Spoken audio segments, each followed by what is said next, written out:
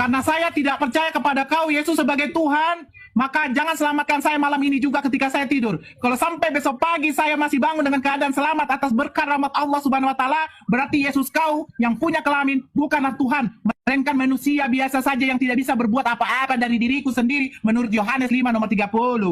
Ayo, kau berani? Kau berani? Mantap. Minum racun maut. Berani?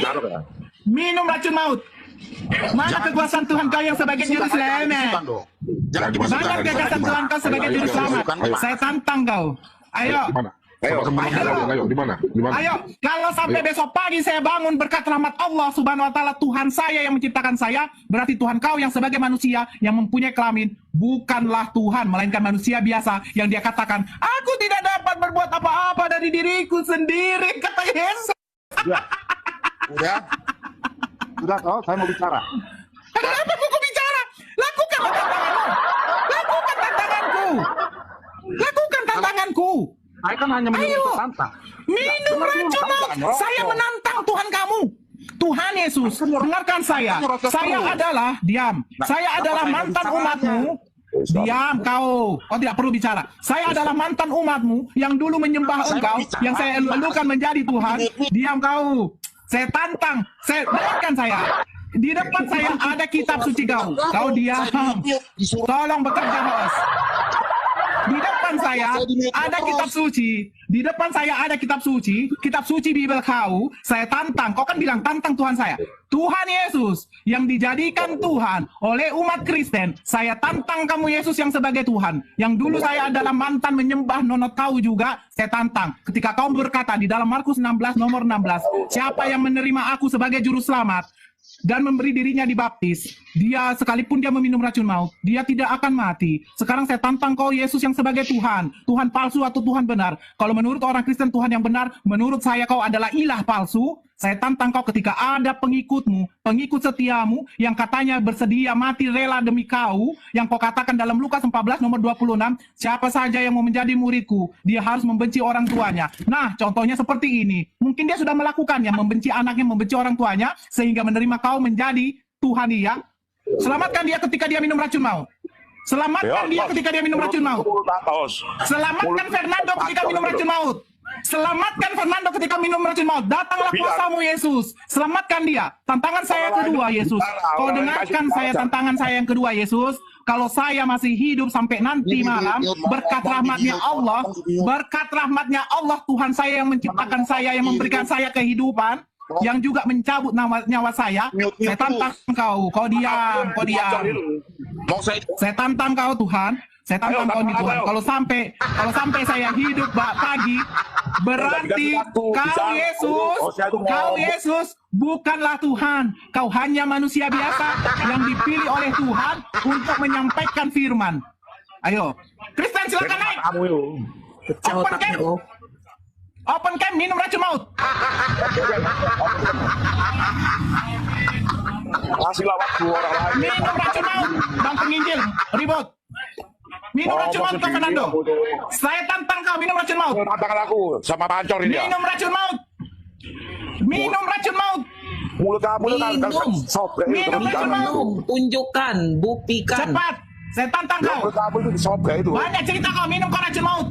Yang sobek dengan arit itu. Minum kau racun maut. Minum kau racun maut. Jangan ada yang naikkan dulu. Tolong. Ya, Karini. Mulut kamu minum itu racun maut. Pancor itu loh. Minum racun maut. Silakan. Saya tantang. Dibacol ya. Minum racun maut. Ya mulut kamu itu dirobek. Minum racun maut. Ya, tunjukkan bang, kan itu isi Bible. Minum racun maut. Minta sama Yesus. Iya, Yesus, itu isi Bible bang. saya sudah dibaptis dan mempercayai Engkau sebagai Tuhan dan Juru Selamat saya. Saya akan membuktikan di dalam Markus 16 nomor 16 Tuhan Yesus. Berdoa dulu. Tolong, di depan saya ini mereka menentangmu Yesus. Datanglah Engkau sebagai Tuhanku. Datanglah Engkau sebagai penyelamatku. Saya tahu Engkau adalah Tuhan. Walaupun memang tidak tertulis di dalam Bibelnya, saya mau percaya Engkau tetaplah Tuhan. Karena apa? Karena otak saya sudah didoktrin oleh pendeta-pendeta. Bilang gitu. Kamu bicara sendiri seperti orang gila. Lanjut bun, lanjut bun. Lanjut bicara sendiri seperti orang gila. Lanjut bun. Minum. Lanjut. Minum. Ajari dia berdoa. Ayo, minum. Jangan kau hanya bisa minum tuak. Minum racun. Kalau seandainya Yesus mengatakan, sekalipun engkau minum tuak, kau tidak akan mabuk, baru mungkin ya. Kan? Ayo minum. Ayo minum. Fernando Jose. Ayo minum. Orang lain itu kasih tahu, kasih bicara. Minum. Sendiri. Minum. Sendiri. Itu Monggo minum. Ayo minum. Islam itu kan gini. Fernando. Izin Bang Bunda ini, biarin aja jangan timpa di suara. Silakan minum. Berdoa dulu. Tuhan Yesus, tolong saya. Saya mau minum racun ini. Iya toh? Racun pacong itu mulutnya itu. Tuh datang ciuman kudus. Ayo minum, datang tuh ciuman kudus. Kiriman dari langit. Ya kan? Ayo minum Pietro. Minum Mas Fernando. Datang ciuman dari Yesus. Ayo minum. Ayo minum. Anak saya minum susu loh. Sehat. Datang Yesus kau, ditantangnya minum apa? Minum racun maut. Anakku minum susu. Dia sehat. Ayo, monggo. Nggak ada yang mute kamu. Mas Fernando Pietro. Gusti Yesus kan? Iya, oke. Yang lain diam. Silakan. Diam. Agama kalau diperdebatkan minum. Saya bilang minum toh. Bisa ketemunya. Jangan kasih jangan sama saya. Minum. Berarti kalau membaca yang di kitab itu bukan racun nak.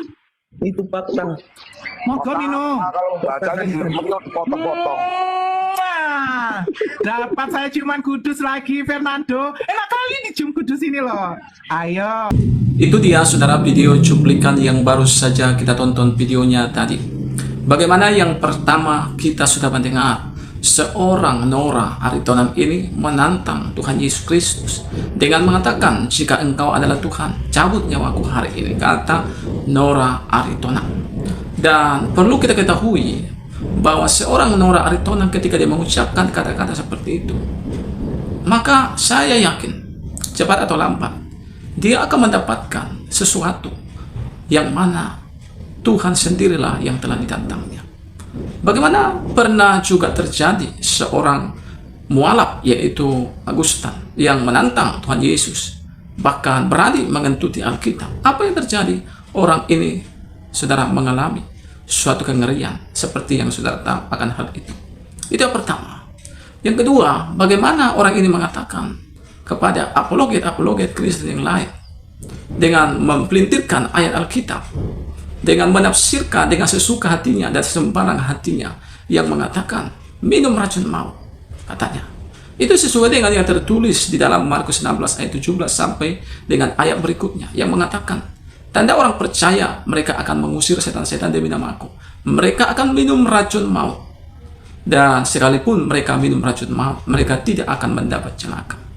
Di sini kita melihat bahwa seorang Nora Aritonang ini menafsirkan ayat Alkitab itu dengan sesuka hatinya, dengan seenak jidatnya berkata-kata.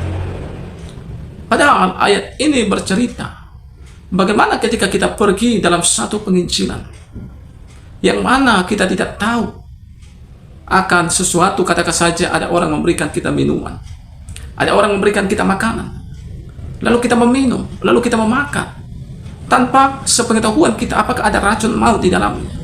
Maka di situ Tuhan Yesus akan menolong kita.